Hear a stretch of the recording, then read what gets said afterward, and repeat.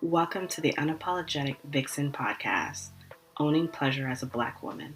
I'm Natasha, a licensed sex therapist and certified sex and intimacy coach, on a mission to empower Black women to choose a life of pleasure, not just today, but every day. There is nothing more powerful than a Black woman that authentically owns her pleasure and sensuality. So sit back, relax, and enjoy the gems. Hello, and welcome to another episode of the Unapologetic Vixen podcast, Owning Pleasure as a Black Woman. Today's episode is a mixture of a little bit of history and a little bit of vulnerability on my part, and me understanding, I won't say understanding, but me building a relationship with my body as a Black woman. And these are conversations that I've had with, within my friend circle, and I've paid attention to what it looks like on social media. And I thought it would be good to add to this history part to give some individuals that aren't aware of this particular person and how it plays in our present, just a little bit more knowledge, right? So I am introducing Miss Sara Baartman. The first time I heard about Sara was, I want to say undergrad, but it's possible that it was a little bit earlier than that. It may have been in high school. I'm not 100% sure. I know for sure it was undergrad. And then when I got my sex doula certification, we discussed her as well. So for those of you who do not know who Sara Baartman is, she was a woman in the Khoi tribe in Africa, in South Africa, who was brought to Europe. Not 100% sure if she was brought in intentionally, it was no consent to it, or if she did consent to it. Not 100% sure. That's up in the air. However, she was brought over to Europe because of her body, and she was put into shows. So she had, and I am probably going to butcher this word, but she had steatophagia. That's as good as I got. Basically, excessive fat in her butt, which was normal for women in Africa. However, the white people in Europe thought that it was something that they could show off. They put her in freak shows. They had her dance and sing naked. They would put her in cages. And what I always found interesting about her is how much they felt she was grotesque, but also fetishized her body, which brings us to the present moment of the Black body being fetishized, but we'll get to that. So her body was envied, though it was talked about, and she was treated very, very badly. There was even a point where she was doing shows at zoos. She was doing private parties in white people's homes, and she was a spectacle, right? She was a spectacle, and it was because of her body. And they were able to touch her, they were able to stare at her, they were able to do whatever they wanted with her body. Not only did she spend a life being a spectacle, but even after she died, she was still a spectacle. They dissected her and put her on display. And it wasn't until, I think, a few years ago that her body was actually taken out of the museum. Don't hold me to what museum it is. It was, but her body was taken out of the museum and sent back home, I believe, to South Africa. So I always find her story very interesting because her body type, if you look up her body type is the standard for Black women. And it is idolized across the board. So we know that white women are their cornrows and getting their lips bigger and their butts and their breasts and like all of that. As much as we've spent history past slavery being tortured and talked about how nasty we are and beneath the barrel of the barrel of the barrel, there has always been something about a black woman that has put a twinkle in people's eyes, even if they don't want to admit it, especially white men. Especially white men, because in slavery, they took what they wanted. As much as they talked crap about it, they took what they wanted, and that's what they wanted. That's the type of body they wanted. So bringing that back to me, right? As a black woman, I have struggled with what my body looks like because the standard is the wide hips, the small waist, the big butt, thick thighs, all of that. Everything proportioned just right. That is what you see on social media. That is the hot thing across the board. Me, Natasha, am not built like that, okay? So I have a size H. Yeah, I'm top heavy, okay? So cup size H. I don't really have a waist. I don't really have a butt. Like I don't I don't have those particular features.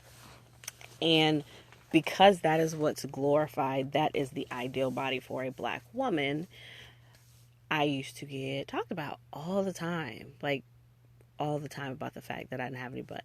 Not only like people outside, but people in my family as well. Like really, even to this day, it's something I still work around. Every day I have to choose to love my body. And that's not a problem because it's done a lot for me. It's carried my kids. It allows me to dance. It allows me to show up in spaces that I want to. And so now I just treat my body for the most part, minus the eating that's coming. But I treat my body how I want it to feel. I want it to feel loved, even when I'm having a hard time loving it, even when I'm having a hard time liking it. So that's a thing. And I've also found that my clients struggle a lot with that. The black women that I see, that is a part of their struggle. Accepting their body, accepting that there are certain things that if they wear, it doesn't look as elegant, it doesn't look as professional, it doesn't look as classy as if someone without that body type put it on. Having issues like me with not looking like what they see, or trying to get a partner and being belittled or pushed to the side because of what their body does not look like. It's crazy that there's so much repulsion to the black woman's body, but it's the underlying standard.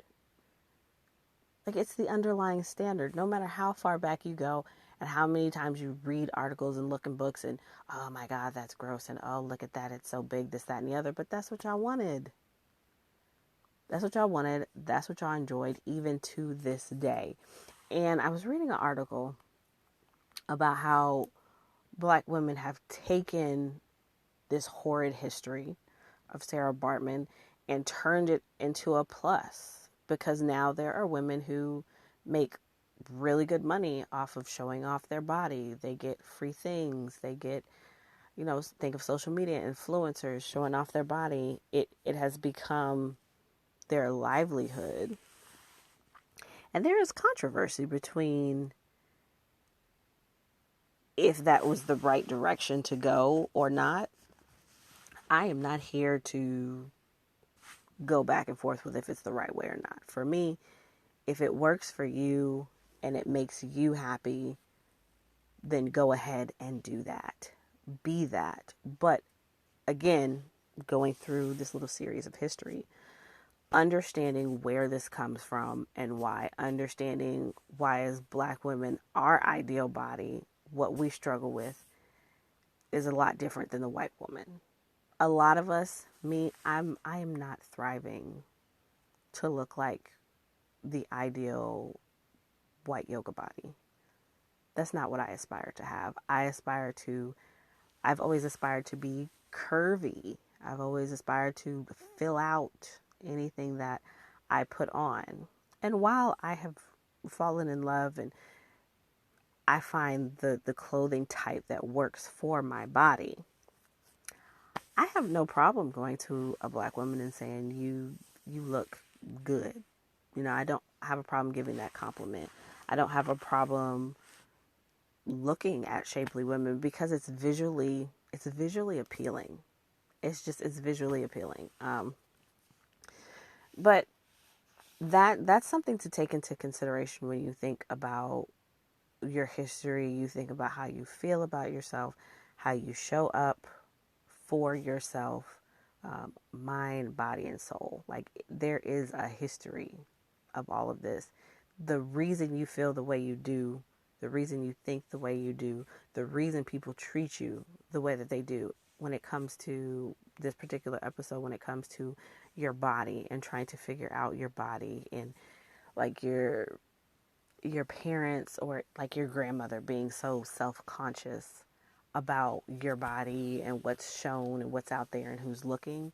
It comes from a history of Black women being oogled, groped, used, abused, prostitute, like just across the board because of what she looks like.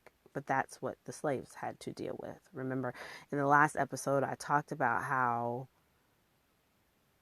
the Black women were the master's play toy. He did defiling things to her that he would never do to his wife. Never do to his wife. And honestly, that shit hasn't changed. If we're being honest, like, it hasn't changed. So, but I highly encourage you to do more research about Sara Baartman. Get to know her history, read about how her experience, her body has trickled into today with Black women falling in love and using it to their advantage, and paying attention to the people that have issues with that. Everyone has their opinions about what people do with what they do. But know your history, get the facts, and then make an educated decision off of that. And on that note, I'm going to end it here, and I will talk to you on the next episode. Bye. Thank you for listening to the Unapologetic Vixen podcast, Owning Pleasure as a Black Woman. If you enjoyed this episode, leave a comment, and share it with someone you know could use the space. If you're ready to tap into your pleasure, join the virtual Vixen Suite. It's a safe space for Black women to gain support and empowerment as they access pleasure, intimacy, and satisfying sex every day. And remember, pleasure is your right, boo.